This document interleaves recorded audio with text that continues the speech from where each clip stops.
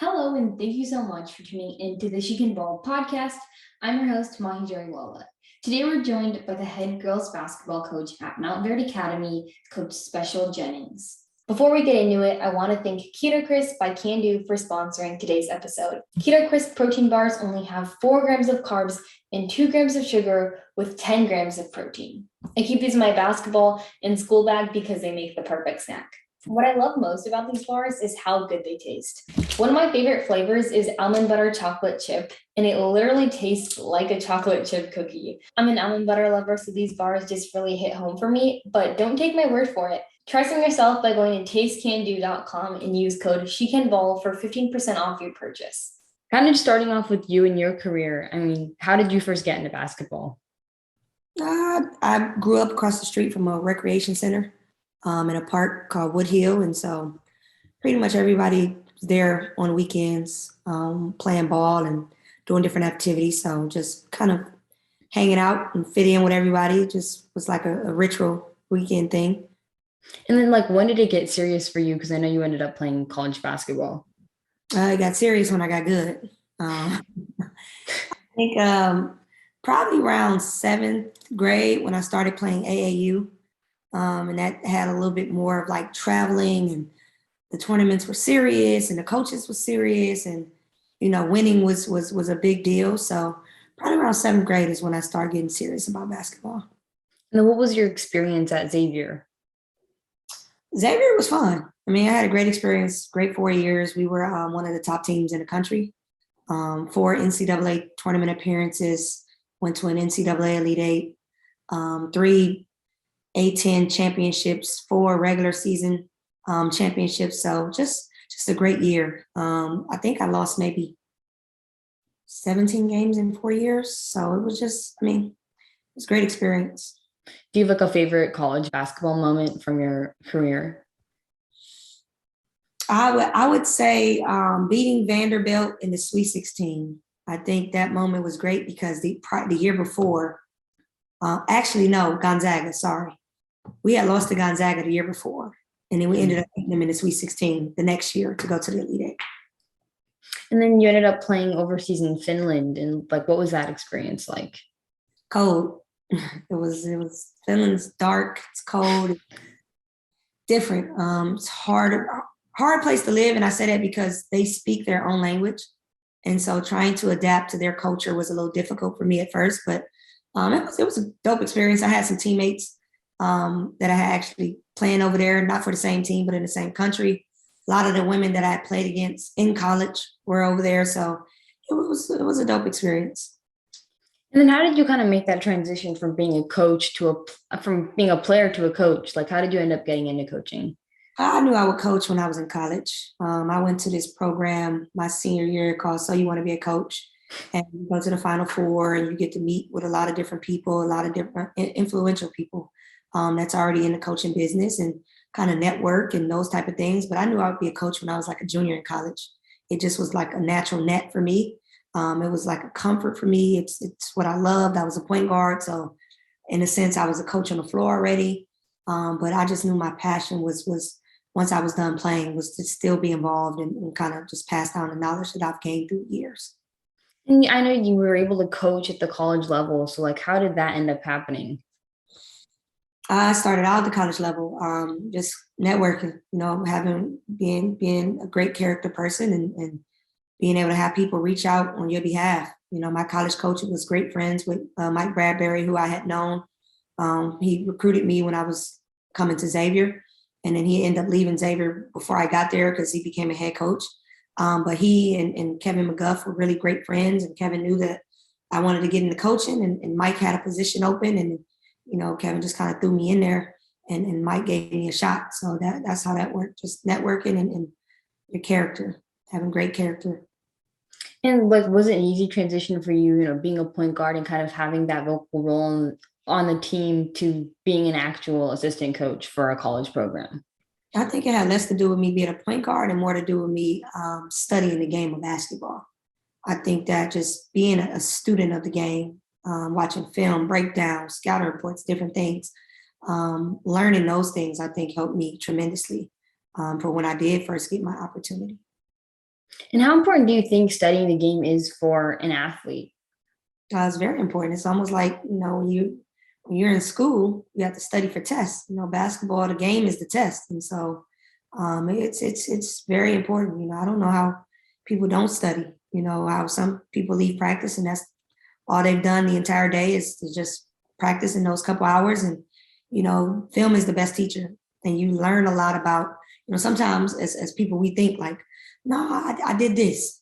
And actually you did something completely different with them. So I think just being a student of the games, you never stop learning. Never stop learning because the game is changing drastically year after year after year. It used to be a very slow game. Now the game is very fast. And, we as women are faster, stronger. We're dunking now. We're more athletic. So, it's changing. So, gotta study. And how do you suggest that young women who are playing basketball go about trying to study the game of basketball? Film, watch it. You talk to a lot of people in general nowadays that don't even watch basketball. You're asking about the WNBA or NBA or whatever. College basketball, a lot of the kids don't watch, which is baffling to me because when I was coming up, that's how I studied. I watched it. I had players that I wanted to simulate and kind of wanted to, okay, I'm similar to this person. Let me see what they do and how they do it, and, those type of things. But you got to watch it. You have to.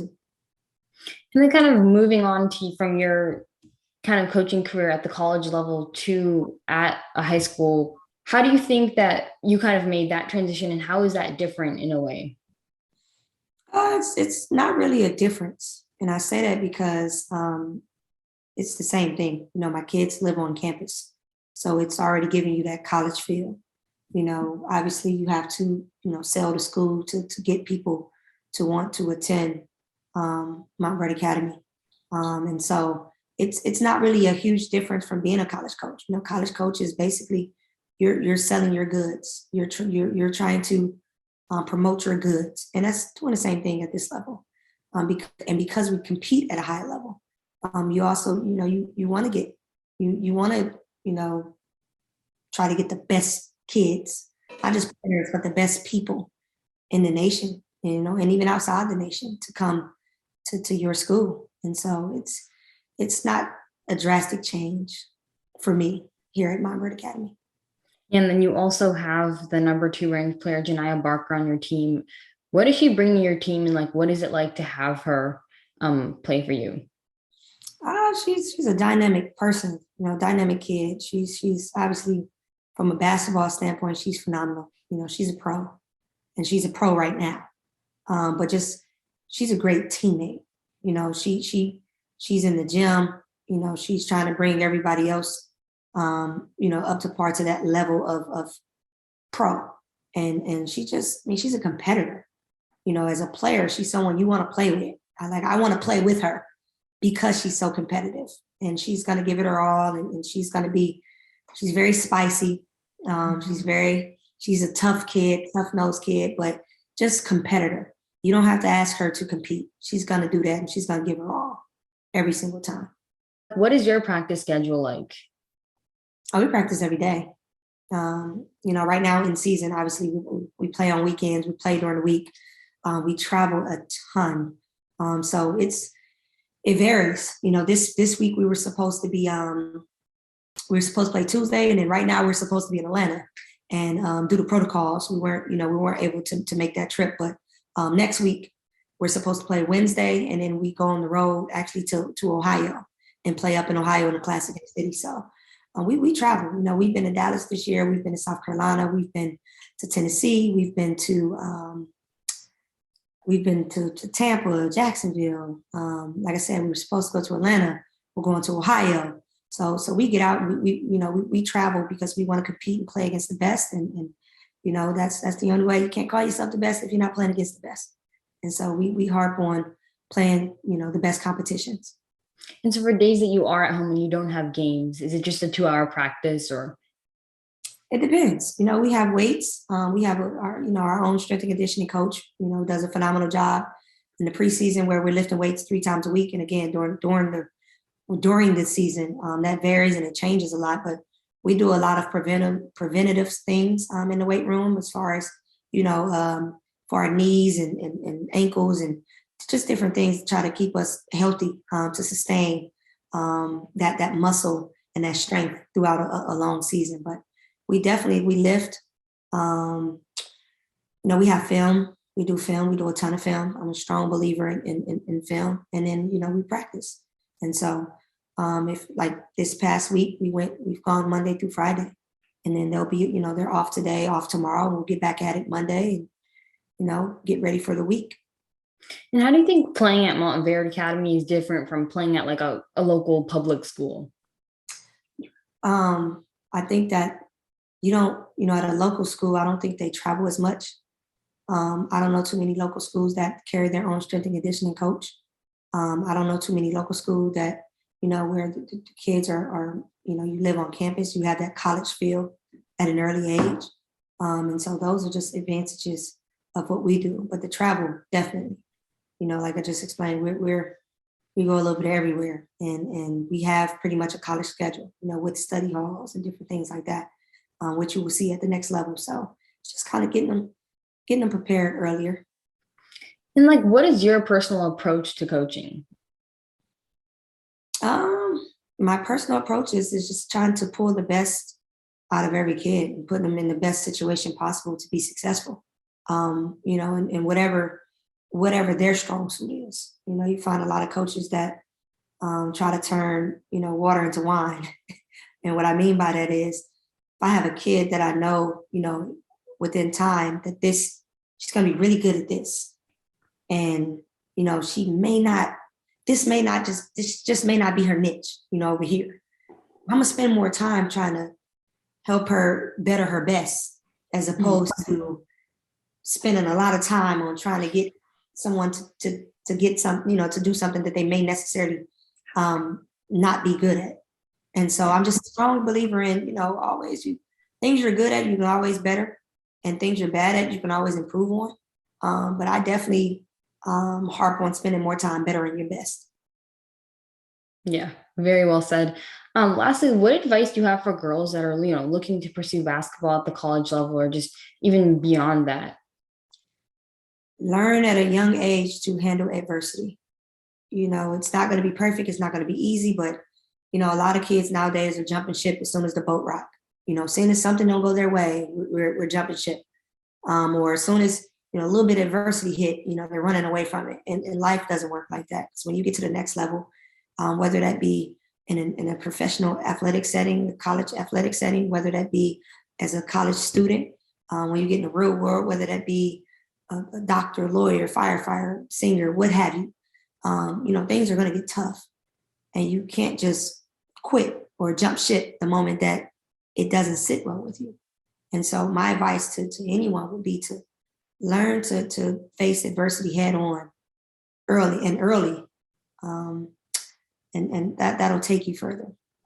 Hopping around is no good. Moving around is just doesn't teach you the lessons that life is definitely going to teach you, whether you want to learn it or not.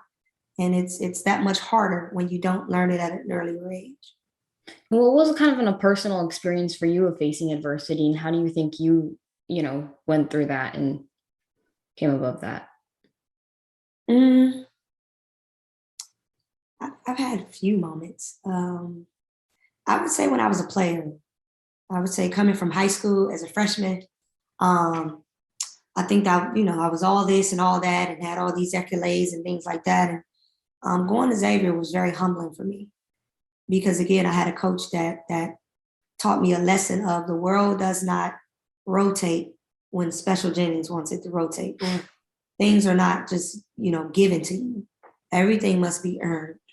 And within those first 7 games as a freshman when I was at Xavier, I was the better player, but I didn't earn the starting spot. I was selfish. I wasn't a great teammate. I wasn't a team player. And, I didn't understand those things until I was sat down. I don't know that every coach would do that. I think a lot of times now coaches base their decisions off talent and the kid and, what the kid can do as far as winning for them. And Kevin didn't do that. He didn't, he didn't do that. He sat me until I understood what it took to lead and what it meant to be a great teammate and what it meant to be coachable.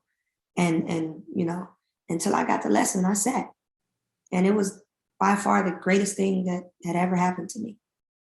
And I mean, I think now your perspective has definitely changed on that moment because, you've moved on and stuff. But how do you think it was for you, like sitting those games, and how did you kind of get through that? I mean, of course, at 18-year-old, I was complaining and it was tough. It's not an easy thing. I never sat in my life. I've been a starter all my life. I've been the best at this and the best at that. And even in that moment, I think I was the best guard, but I needed the lesson because being the best and not being coachable wouldn't have worked. Being the best and not being a great teammate wouldn't have worked. And so, perspective, I didn't understand it in the moment. I complained, I moaned, I didn't like it. But I had an assistant coach there, Carla Morrow, who kind of, her and Amber Stocks was on me night and day, and they kind of put things in perspective for me. It's either you're gonna understand and play, or you're gonna cry and sit. And so I had to choose. Well, thank you so much for coming on. I appreciate it. It's no problem. Thank you so much for having me.